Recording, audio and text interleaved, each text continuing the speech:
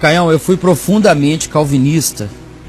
E foi com muito custo que eu abandonei o calvinismo e me adentrei ao arminianismo. Vixe, ele saiu de um polo, foi para o outro. Em parênteses ele coloca simples evangelho da liberdade. Mas ainda no fundo do meu coração eu carrego uma culpa de ter calvinizado muitas pessoas, de pregar um Deus zombador, que é só poder para alguns inocentezinhos. Eu matei a fé de muitos, Caio. A culpa de um dia ter sido calvinista me corrói. Me ajude, Caio. Aí ele pegou, para ficar livre dessa culpa, e foi virar arminiano. É o outro polo. E o calvinismo pode fazer esse tipo de coisa, embora Calvino não tenha nada a ver com isso, né?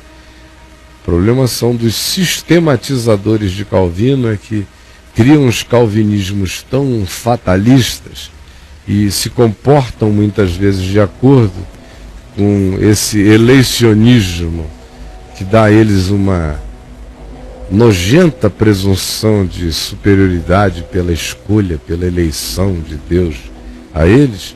E de um outro lado, todos os que não foram eleitos estão fatalizados para o inferno, que quando isso entra num coração de uma pessoa, em geral provoca um espírito ariano, um espírito espiritualmente nazista, feio, esquisito mesmo.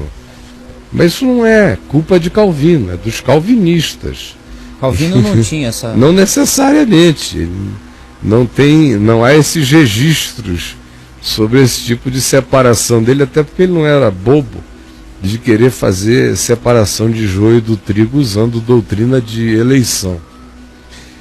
Mas o outro polo para o qual essa pessoinha foi o do arminianismo. Então, se no calvinismo você tem todas as seguranças espirituais, uma vez salvo, salvo para sempre, a graça de Deus é irresistível, aquele que vem a mim, disse Jesus, de modo algum eu o lançarei fora, ninguém os arrebatará das minhas mãos. Todas são as seguranças que supostamente viriam do calvinismo, e de fato não vêm do evangelho.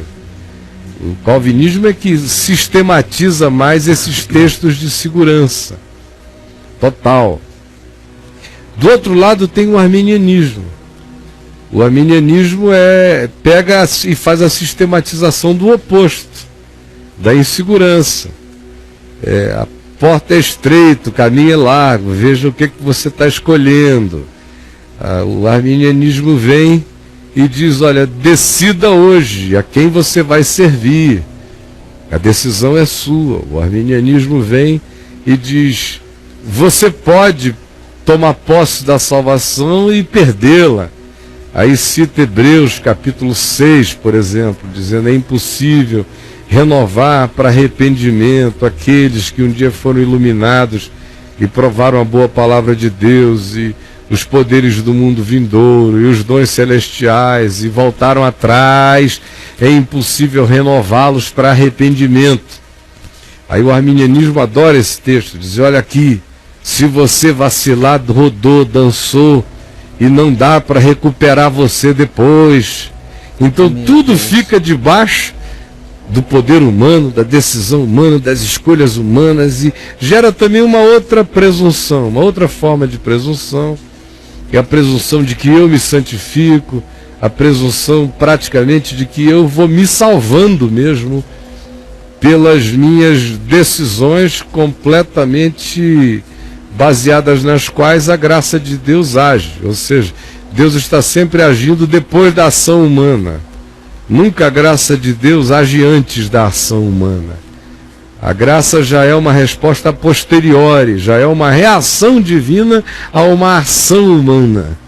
Então já vai para o outro lado. Quando na realidade o nosso chamado não é nem para sermos calvinistas nem arminianos. Esses caras são invenções recentes na história da igreja. Calvino surgiu há 500 anos atrás, Armínio depois dele. E tem pouco tempo. Muito pouco tempo. A história da fé não lidou com essas angústias desse modo. E Jesus, que é a quem nós somos chamados a seguir, diz ambas as coisas. Porque eu preciso de ambas as coisas. Primeiro porque na minha mente essa coisa de que Deus é totalmente livre e me dá liberdade para eu ser completamente livre nos limites da minha relatividade de consciência de ser livre. Eu tenho liberdade para exercer o que eu consiga chamar e entender como liberdade. Conquanto essas duas realidades sejam reais, essas duas afirmações sejam fatos espirituais, mas a minha mente não tem o poder de fazer a síntese delas, como eu já tenho dito milhares de vezes aqui, sendo eu tão limitado ao tempo, espaço, a essa linhazinha do tempo que me diz que o passado foi ontem, o presente é hoje, o futuro é amanhã. Eu só consigo enxergar a realidade por esse condicionamento linear, espaço-temporal. E Deus que fala comigo na Escritura, meu Pai, Ele está para cima e para além de todas as referências. Tempo é um ente que é um acontecimento, é uma dimensão que existe nele. O não-tempo existe nele. Ele é o Pai da eternidade. Assim como Ele é o Pai do tempo, assim como o tempo nele não é tempo, assim como todas as coisas nele são tudo e tudo nele é nada. E eu não posso entender isso. No entanto, Ele fala essas duas dimensões para mim, para que eu saiba de um lado quem Ele é e como nele eu tenho segurança, e de outro lado, para que eu seja responsável com as minhas escolhas no dia a dia. Então, de um lado é aquele que vem a mim, ninguém o arrebatará das minhas mãos. Isso me dá uma segurança total. Mas de um outro lado, Jesus também pergunta: quereis vós retirar-vos? Que é para o homem firmar sua convicção e dizer: para quem iremos nós, Senhor? Só tu tens as palavras da vida eterna. Então, primeiro eu lamento que ele tenha feito uma viagem do calvinismo para o arminianismo. Eu o convido a vir para o Evangelho. E a parar com calvinismos e com arminianismos, e com cristianismos e com ismos, e ficar apenas na qualidade de ser, crescendo no entendimento do Evangelho, aonde eu tenho toda a segurança em Cristo. E ao mesmo tempo, sou chamado a viver com toda a responsabilidade humana nos meus vínculos e nos meus atos. Essa é a síntese do Evangelho para a caminhada de qualquer pessoa. E é para isto que ele tem que caminhar. Segunda coisa, é que ele está perdoado por ter falado tanta besteira calvinista para outras pessoas. Quem é que nunca falou besteira? Besteira em nome de Jesus. Pelo amor de Deus, o que já se falou de besteira, cada pessoinha vendo a gente ali, ó, sabe que já falou bobagem demais. E ainda fala. E muitos sabem que ainda falarão muitas tolices. Tem gente falando besteira agora, escrevendo besteira aí agora. Tem gente que é capaz de dizer uma barbaridade, de repente, sobre o que eu acabei de dizer, dá um tiro de canhão, bah, não quer nem saber as consequências. Porque não tem entendimento, não tem maturidade, não tem sobriedade, não tem serenidade, não tem sensatez, não tem calma interior, não tem nada disso. São entes apenas de pulsões, de impulsos. Então, meu amigo, você falou e você está perdoado pelas tolices que falou. E eu espero que você não vá agora fazer a cabeça das pessoas com arminianismo, porque é o outro polo só. Você só mudou do Alasca para o Acre. Você mudou do frio total para um calor extraordinário, para os trópicos. Mas, por favor, pare com isso. Porque esse é apenas um outro polo de algo que na nossa vida precisa ter um equilíbrio. E o equilíbrio é a afirmação comum de ambas as coisas. Em Cristo você está seguro. Essa segurança em Cristo me gera consciência. Essa consciência me manda andar responsavelmente, de acordo com aquilo que pela graça de Deus me alcançou.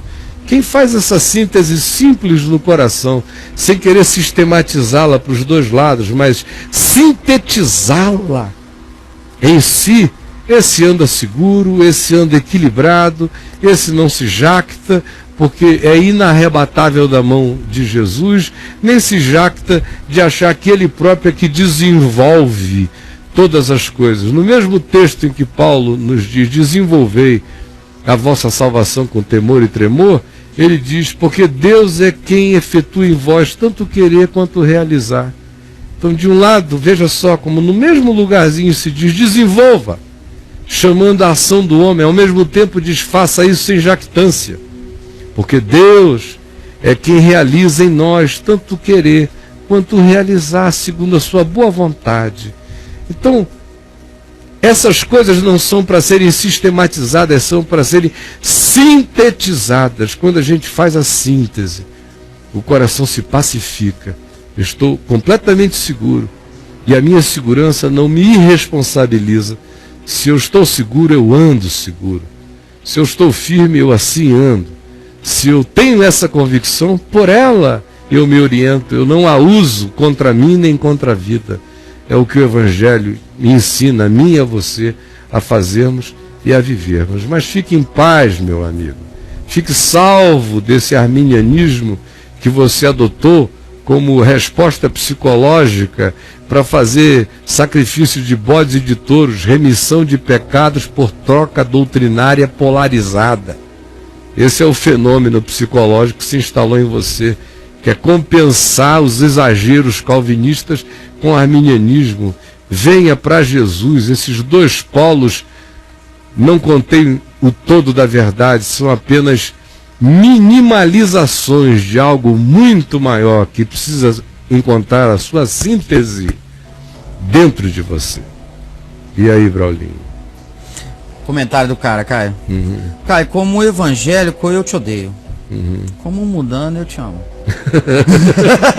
Então, eu espero que ele chegue ao ponto de não ter mais essa esquizofrenia na mente dele, né? De dizer agora com o botão evangélico, esse cara desconstrói todas as minhas certezas.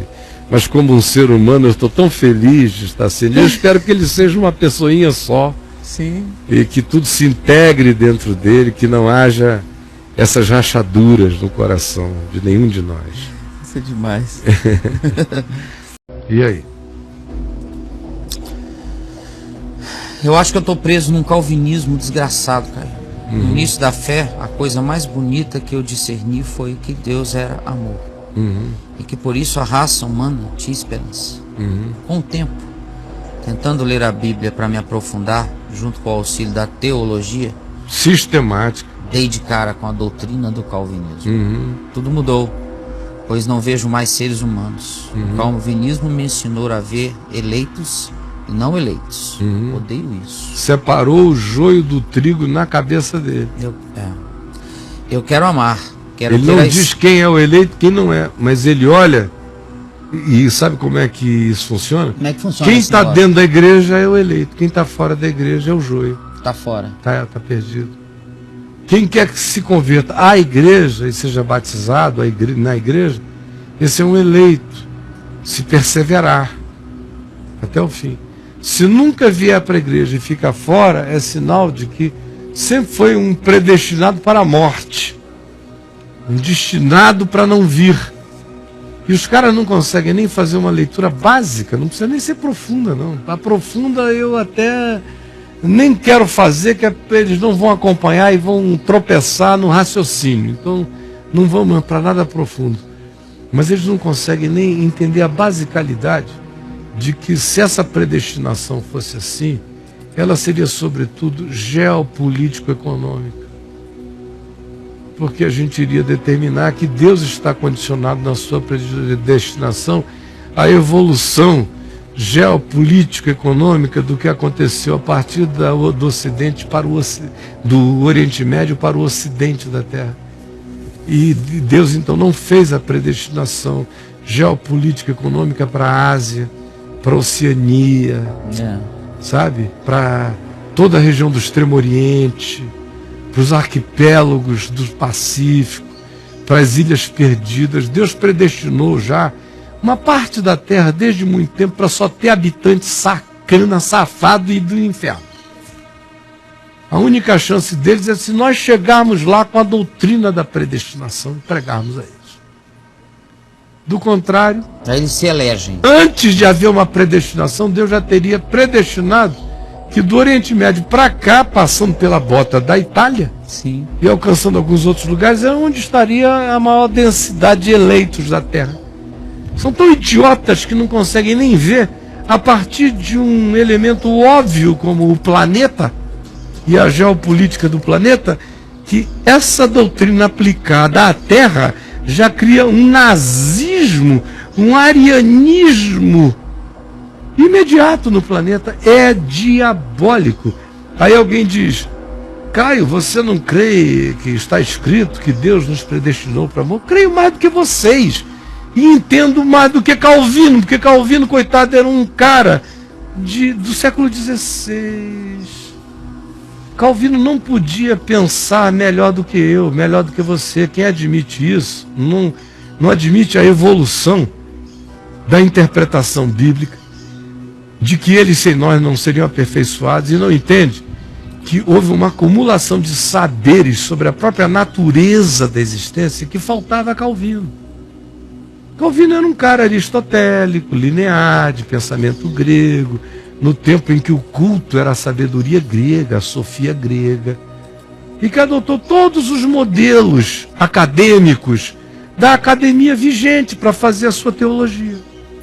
Homem piedoso, homem de Deus, homem sincero, homem íntegro. Mas não é a revelação de Deus, nem poderia ser. E o que Paulo diz sobre predestinação, vocês conhecem a minha opinião. No capítulos 9, 10 e 11 de Romanos, eu acho que aquela viagem que ele faz na tentativa de chegar o mais perto possível dessa compreensão, só é um tiro no pé. Porque não dá para chegar lá. Nos transcende. Aí vem aquele argumento tolinho que ainda faz parte da linearidade, da linha do tempo, de Cronos, dos teólogos, que diz: não, mas Pedro disse que nós fomos predestinados por causa da presciência de Deus, é porque Deus sabia antes, que ele predestinou antes. Outra idiotice. Não é nada disso. Passado, presente e futuro são simultâneos, estão acontecendo em Deus. Ou seja, isso tudo, gente, transcende o entendimento. Se você conhecer muita física quântica, você pode chegar perto de uma compreensão pálida, distante, que só serve como metáfora, quase como uma maquete imperfeita de algo que se projeta para além da compreensão. Mas na linha cronológica do tempo, esses raciocíniozinhos de vocês são de uma estupidez que não sobrevive nem uma análise filosófica secular, quanto mais ao Espírito de Cristo, à natureza de Deus. Quando Paulo falou sobre essa predestinação, ele não estava querendo criar uma raça ariana.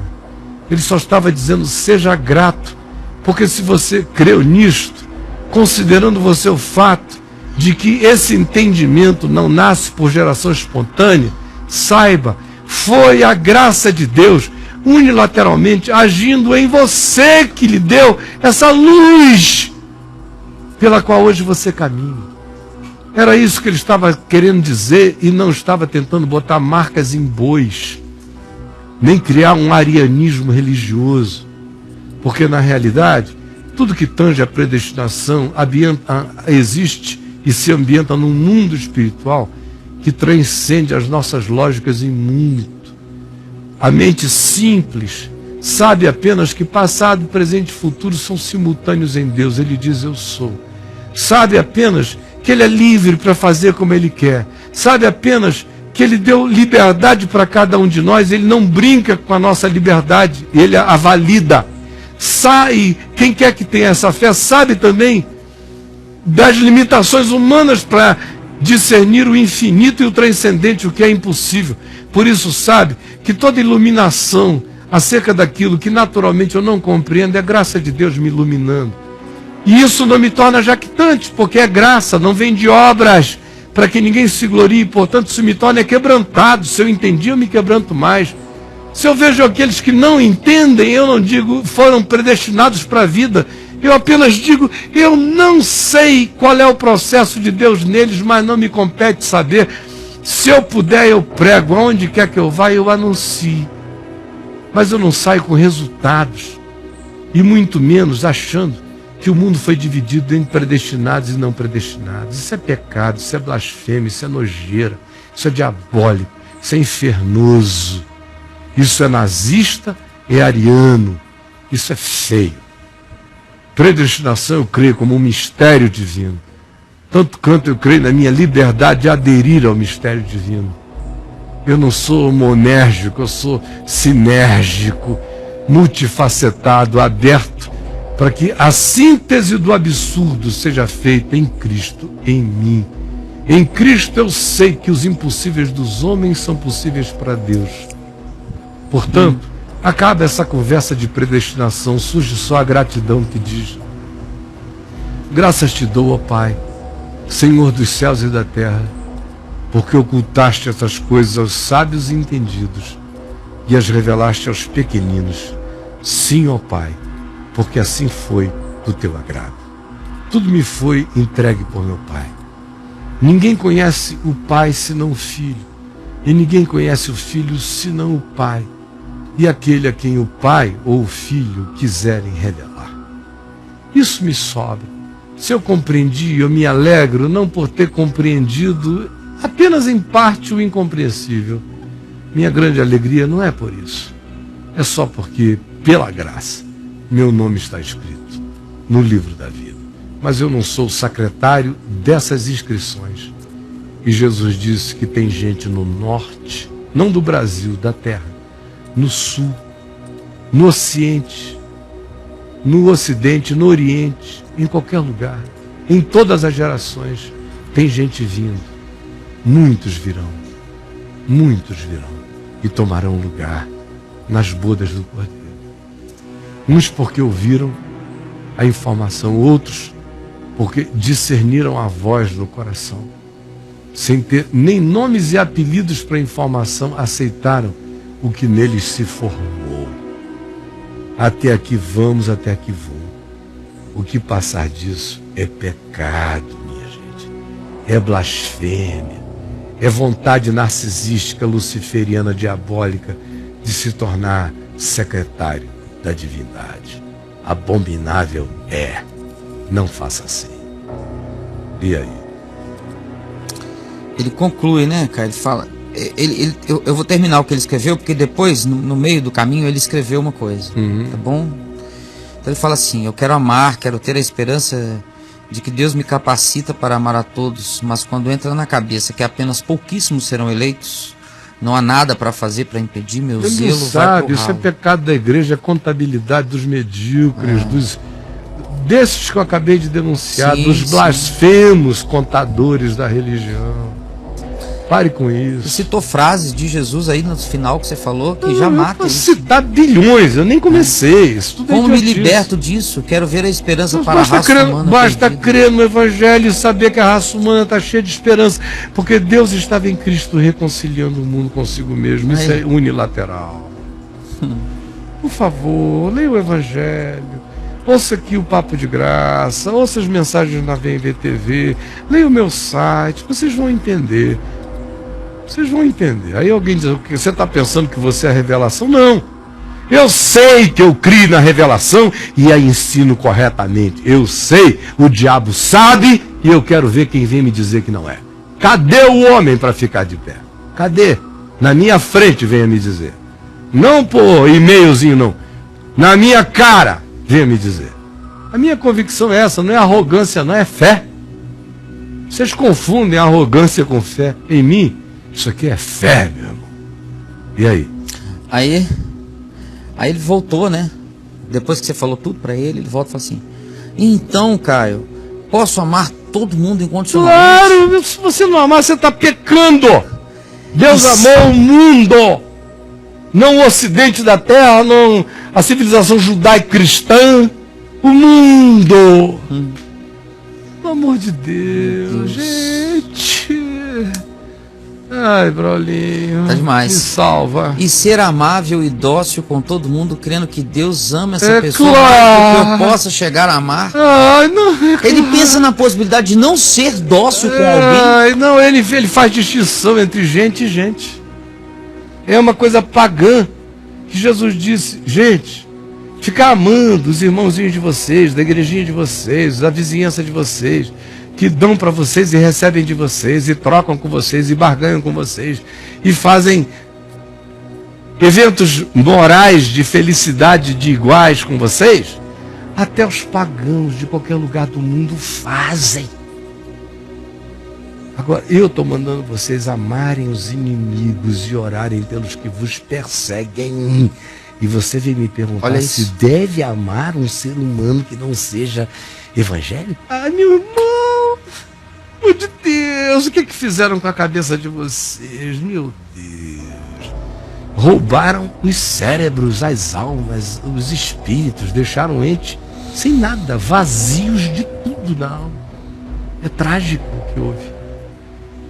É trágico. Você falou dos inimigos agora, Caio, uma frase de Jesus. Pro inimigo, quanto mais pro próximo que eu não conheço.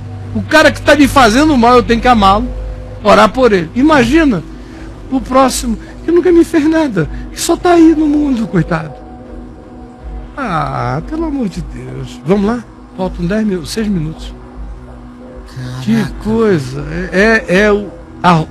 O roubo da mente. Não ficou mente nos crentes. Olha isso, cara. Não ficou mente. Tem cérebro, a gente detecta. No eletroencefalograma a gente detecta. Ele está funcionando para ligar computador, responder e-mail, escrever e-mail, ser alfabetizado, ir para o trabalho, pegar o ônibus, sair do ônibus. O parasimpático funciona, então tesão não precisa nem que o cara estimule muito cerebralmente, porque já tem toda uma química que funciona, opera na parasimpatia do organismo. No mais, querido, são bonecos de carne esvaziados, porque roubaram a mente, a alma, o discernimento, o entendimento, e entulharam vocês só de medo e confusão. Essa é a tragédia desses dias. Deus. E aí? Vai lá, amigo. Caio, como tudo que você fala é óbvio e simples. Você fala coisas nas quais sempre acreditei, mas pensava assim: deve haver algo de errado comigo, pois tem pessoas mais sábias do que eu na igreja, claro. Então elas devem estar certas e eu errada. Deus abençoe sua vida, cara. Amém. É assim que quase todo mundo sente. Porque eles ficam achando que aqueles indivíduos são todos sinceros. No passado muitos foram, mesmo quando estavam totalmente enganados. Mas hoje em dia não. Hoje em dia tem muita manifestação de erro e de engano sendo pregada com certeza de que é erro e engano. Como a nossa querida Cláudia e a dona Vera nos contaram sobre o que aconteceu lá na cidade deles, como o pastor que tinha sido educado no seminário batista chegou e disse: olha, daqui para frente cruz não entra mais, arrependimento não entra mais, vamos fazer uma dieta que disso tudo só fica o que for pensamento positivo, dinheiro, propositura de riqueza. Esse é o evangelho para nós, porque o resto atrasa a vida. Está nesse esquema o negócio de engano entre nós. E o povo, como não lê a palavra, ou quando lê, só lê a caixinha de promessa, lê como quem quebra um biscoitinho japonês, um textinho, ou então vai ao templo para ficar ouvindo alguém ler e supostamente interpretar, e não interpreta nada na verdade, interpretam tudo já na conveniência do engano, para depois meterem a mão em você, no controle da sua mente, no seu dinheiro. Aí você fica achando que foi evangelizado, e você não foi, você não sabe quem é Jesus ainda. Cara, eu só não digo que vocês todos estão perdidos, porque o amor de Deus não deixa ninguém perdido assim não. Mas do ponto de vista humano, vocês entraram numa furada danada, desgraçada, diabólica, uma das mais enganosas que a minha mente consegue detectar na experiência humana. Foi que tomou conta, gerou esse esvaziamento do ser.